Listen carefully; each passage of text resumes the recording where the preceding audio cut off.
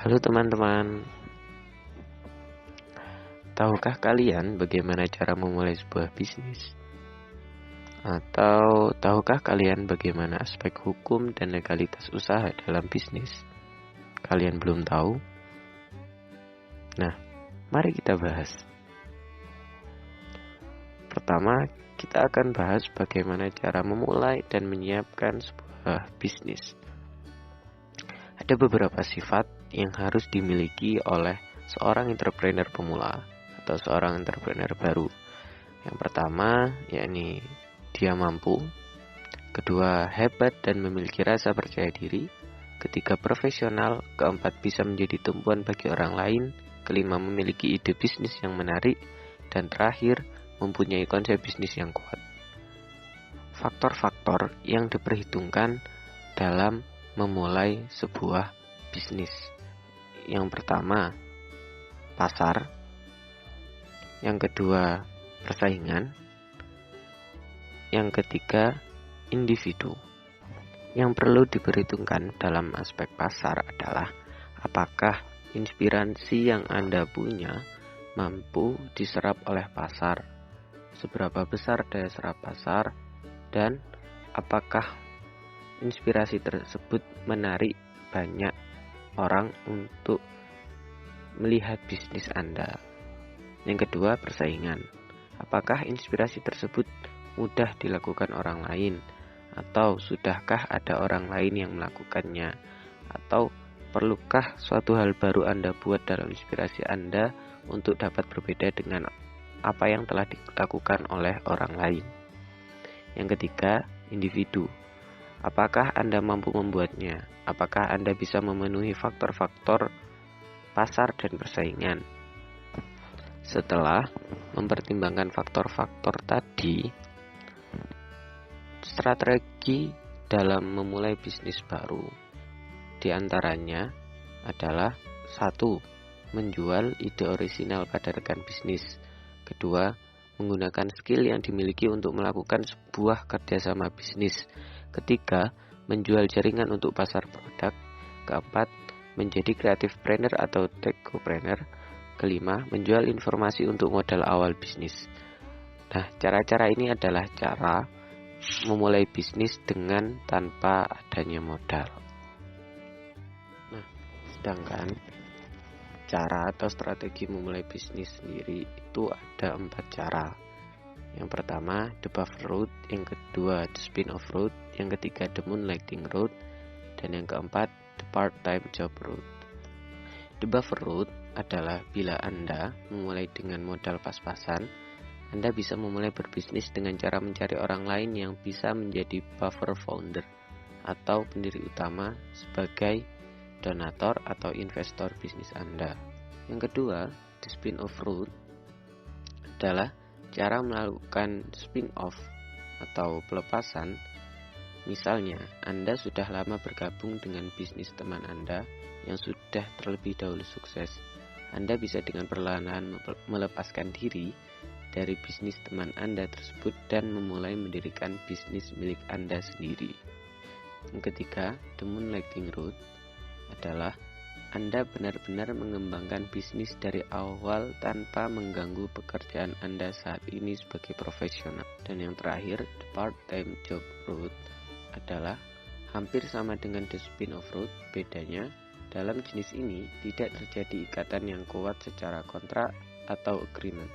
Misalnya, Anda ingin masuk ke sebuah bisnis, Anda bisa melakukan research and trial dengan memulai terjun sebagai tenaga part-time di suatu bidang bisnis tertentu, sehingga Anda menguasai konsep bisnisnya. Tujuannya adalah untuk mendapatkan pengalaman agar Anda saat memulai bisnis Anda sendiri tidak gelap sama sekali. Nah, bagaimana cara merencanakan dari mana membangun sebuah bisnis? Nah, sistem bisnis sendiri ditinjau dari cara memulainya ada beberapa model. Pertama, bisnis yang tumbuh dari organisasi tidak sempurna, yaitu dari awal atau dari nol. Yang kedua, bisnis yang dibentuk untuk tumbuh tetapi belum benar-benar tumbuh. organisasi sudah bisa berjalan dengan baik pada tahap sistem bisnis ini. Yang kedua, bisnis sudah bisa tumbuh, jadi, dan siap untuk berkembang. Nah, bagaimana cara membentuk struktur kepemilikan dalam sebuah usaha? Jenis-jenis kepemilikan sendiri ada 3, yakni pertama, proprietorship atau perorangan, yang kedua, partnership atau kerjasama perorangan, dan yang ketiga, corporation atau kerjasama dengan banyak orang. Setelah itu, kita perlu untuk memilih produk atau jasa yang akan dijual. Seorang entrepreneur atau wirausaha yang ingin memulai sebuah bisnis baru harus menentukan terlebih dahulu produk yang akan ditawarkan kepada calon pelanggan atau diluncurkan ke pasar. Nah, setelahnya kita perlu untuk merencanakan konsep bisnis, yakni dengan cara menentukan visi dan misi dari bisnis Anda, menentukan konsep bisnis yang akan Anda dirikan, konsep pemasaran dalam bisnis Anda, konsep operasional dalam bisnis Anda, dan terakhir konsep keuangan atau finansial dari bisnis Anda. Selain itu, kita juga perlu mencari lokasi yang tepat. Nah, sedangkan ciri-ciri lokasi yang tepat adalah pertama, lokasi yang ramai atau dilalui oleh banyak orang. Kedua, lokasi yang tepat untuk bisnis Anda berarti letaknya strategis, bisa di tengah kota, bisa di dekat jalan besar, bisa memang di lingkungan bisnis begitu. Yang ketiga, lokasi yang mudah dijangkau oleh calon pelanggan Anda dari manapun juga. Misalnya, Anda ingin memulai sebuah bisnis showroom. Tidak mungkin Anda memulai bisnis showroom ini di sebuah pelosok daerah. Bukan karena diskriminasi, tapi mungkinkah market Anda ada di sekitar sana.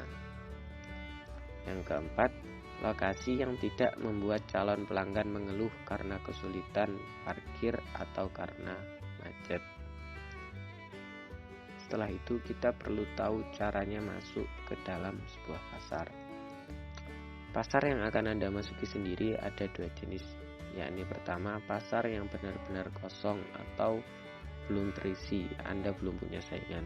Dan yang kedua, pasar yang telah terisi atau sudah ada pesaingnya. Nah, kedua model ini tentu memiliki cara masing-masing dalam menanganinya.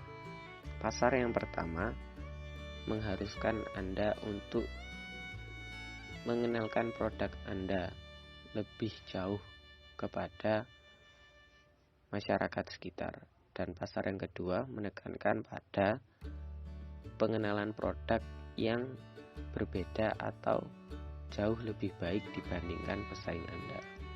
Nah, kita juga perlu merencanakan visi dan misi dari sebuah perusahaan agar jalannya perusahaan dapat berjalan dengan baik dan sesuai dengan tujuan.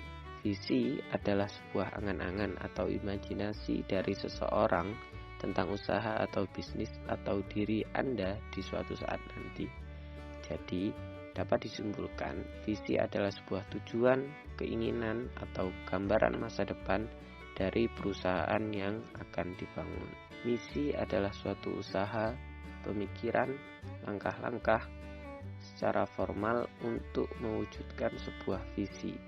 Artinya, tindakan untuk memperjelas apa yang dikehendaki oleh pemilik perusahaan dan menjadi pegangan untuk menjalankan usaha Anda sekarang menuju masa yang akan datang hingga visi itu terwujudkan. Nah, sampai di sini sekilas tentang cara memulai sebuah bisnis baru. Setelah ini, kita akan membahas tentang aspek hukum dan legalitas dari sebuah perusahaan. Oke teman-teman, setelah kita mendengarkan pembahasan terkait bagaimana cara menyiapkan dan memulai usaha baru, maka selanjutnya kita akan membahas terkait aspek hukum dan legalitas dalam sebuah perusahaan.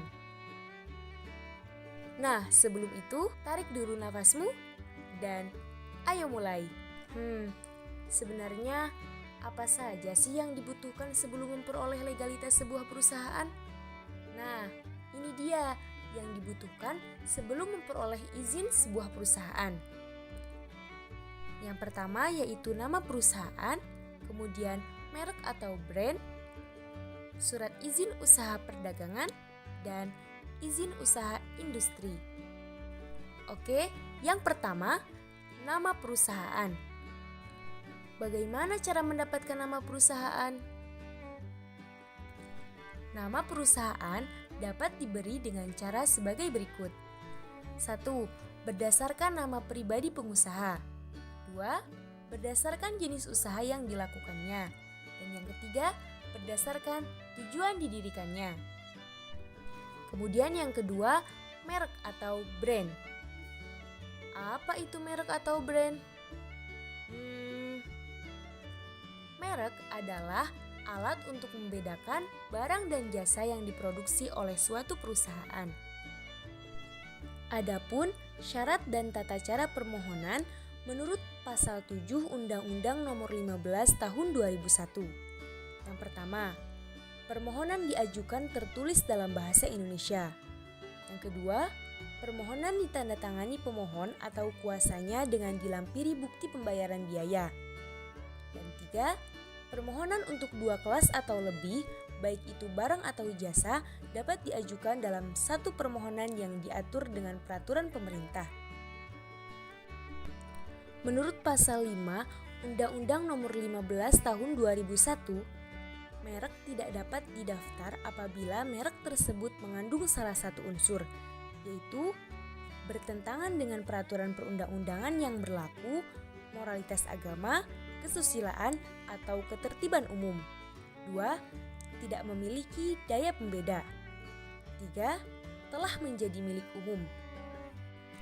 Yang ketiga, SIUP atau Surat Izin Usaha Perdagangan. Apa itu surat izin usaha perdagangan? Nah, surat izin usaha perdagangan adalah surat izin yang diberikan oleh menteri atau pejabat yang dituju kepada pengusaha untuk melaksanakan kegiatan usaha perdagangan secara sah, baik itu perusahaan kecil, perusahaan menengah, apalagi perusahaan besar, terkecuali perusahaan kecil perorangan. Kemudian bagaimana cara mendapatkannya?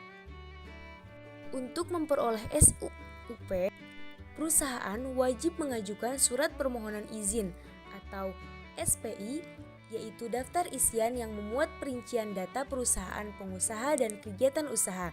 Dan pengusaha juga wajib membayar sejumlah uang sebagai biaya administrasi. SIUP dikeluarkan berdasarkan domisili pemilik atau penanggung jawab perusahaan. Bagi pemilik perusahaan yang berdomisili di luar tempat kedudukan perusahaan, maka ia harus menunjuk penanggung jawab atau kuasa berdasarkan domisili yang dikuatkan dengan KTP di tempat SIUP diterbitkan. Selain itu, apalagi ya yang dibutuhkan? Ya, yang terakhir adalah IUI atau Izin Usaha Industri. Nah, setiap pendirian perusahaan industri baru atau perluasan wajib memperoleh IUI. Untuk memperoleh izin usaha industri, diperlukan tahap persetujuan prinsip yang diberikan kepada perusahaan industri untuk dapat langsung melakukan persiapan dan usaha pembangunan, pengadaan, pemasangan, atau instalasi, peralatan, dan lain-lain yang diperlukan termasuk dimulainya kegiatan produksi percobaan. Emangnya apa sih manfaat legalitas sebuah perusahaan? Nah, jadi seperti ini teman-teman. Dengan dimilikinya surat-surat izin sebagai bentuk legalitas sebuah perusahaan, maka kita akan memperoleh beberapa manfaat. Di antaranya yaitu sebagai sarana perlindungan hukum, sarana promosi, bukti kepatuhan terhadap hukum, untuk mempermudah mendapatkan suatu proyek, dan untuk mempermudah pengembangan usaha. Dapat kita simpulkan bahwa legalitas suatu perusahaan atau badan usaha adalah merupakan unsur yang terpenting karena legalitas merupakan jati diri yang melegalkan atau mengesahkan suatu badan usaha sehingga diakui oleh masyarakat. Legalitas perusahaan harus sah menurut undang-undang dan peraturan, di mana perusahaan tersebut dilindungi atau dipayungi dengan berbagai dokumen hingga sah di mata hukum.